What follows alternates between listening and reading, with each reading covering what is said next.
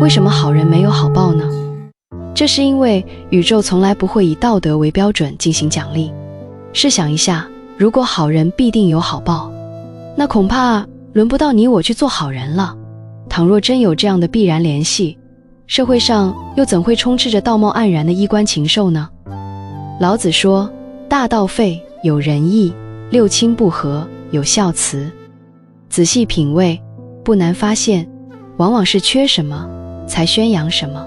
既然宇宙並不以道德為獎勵依據，那它究竟獎勵什麼呢？或許有人會困惑，我一直保持善良，熱心做善事，幫助他人，還格外在乎別人的感受，可最終換來的卻是別人的惡意，是他人的不在乎。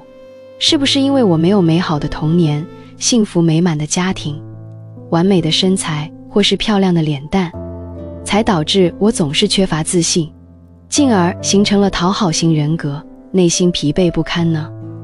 即便別人如此對待我，我內心依然對人保持善意，總是委屈自己去成全別人。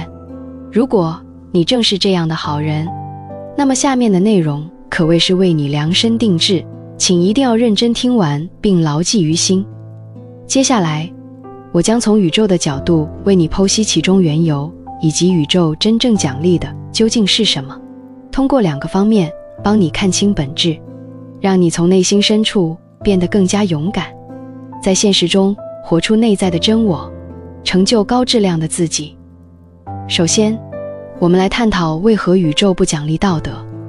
老子在《道德經》中提到，天地不仁，以萬物為芻狗；聖人不仁，以百姓為芻狗。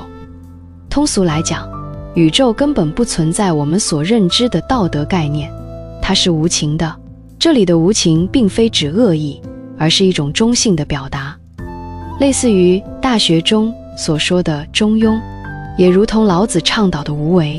道德其實是人類在創造社會現實過程中衍生出來的產物，其目的在於約束每個人的行為，並非宇宙運行遊戲規則的一部分。天道無親，這才是宇宙的真實面貌。道德是法律之外對人的一種約束，它有助於每個人更好地維護當下運行的社會規則。由於規則的建立者各異，道德標準也不盡相同。總體而言，道德是一種約束，是一門希望越多的人知曉並遵守的顯學。本質上，道德是別人灌輸給你的觀念。不妨思考一下，如果沒有人告知你，你又怎會知道什麼是道德呢？所以，當一個人長期聽信他人灌輸的道德觀念，從潛意識層面，或者用佛學的術語阿賴耶識來說，就如同在心中種下了一顆溫順綿羊的種子，隨着時間的推移，這顆種子生根發芽，最終在你內心深處扎根，而你卻渾然不覺。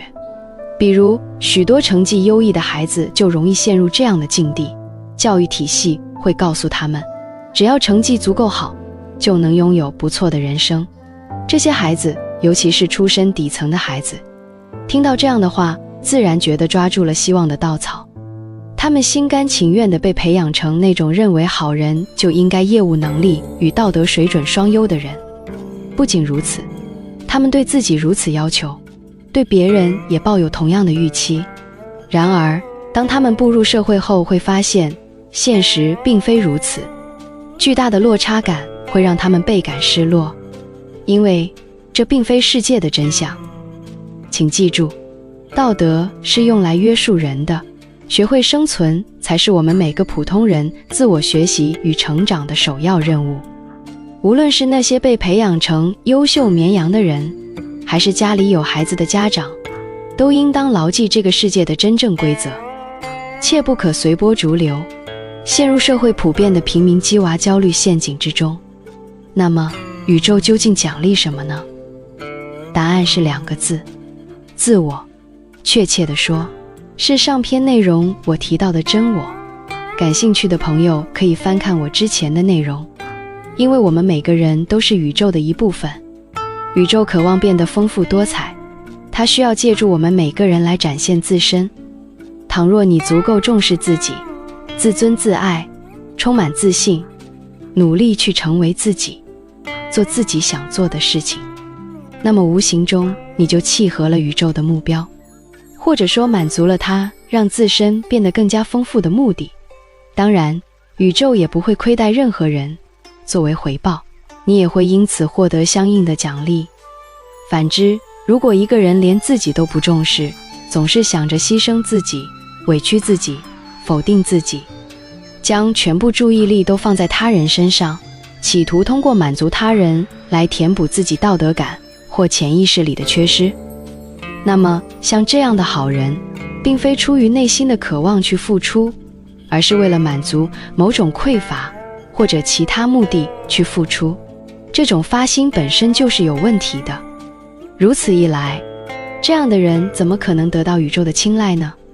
又怎麼能獲得宇宙的獎勵呢？更別提擁有美好的人生命運了。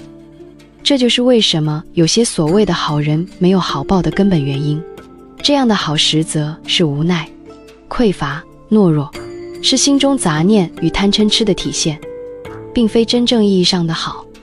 這樣的好人自然不會有好報。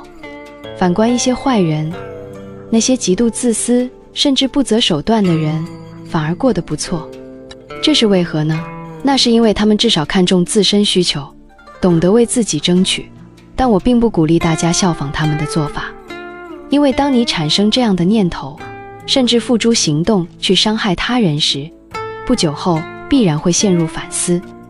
即便暫時僥倖逃脫，也只是因果未到而已。所以，我想告訴大家一個真相：善良並非僅僅是一種品質，它更是一種能力，一種選擇，一種內在的發心。當你明明可以選擇不管不顧時，卻依然堅定地有所作為，這樣的善良才是真正的善良，才符合天道，才是有效的善良，才是真正為自己種下了善因的種子。因為在你選擇善良的那一刻，你在深刻地表達我就要成為這樣的人，這才是宇宙的邏輯。我要，我渴望，我成為，我表達，宇宙會如實幫你書寫人生。這便是西方心理學中所說的顯化原理，也是王陽明所講的先治良知，知行合一，更是教員在心之力開篇提到的無心即宇宙，宇宙即無心的真理法則。這裡的心就是我們的真我，一個充滿愛與包容、具備無限創造力的自己。好，今天的內容就分享到這裡，點讚關注逸軒，我們下期見。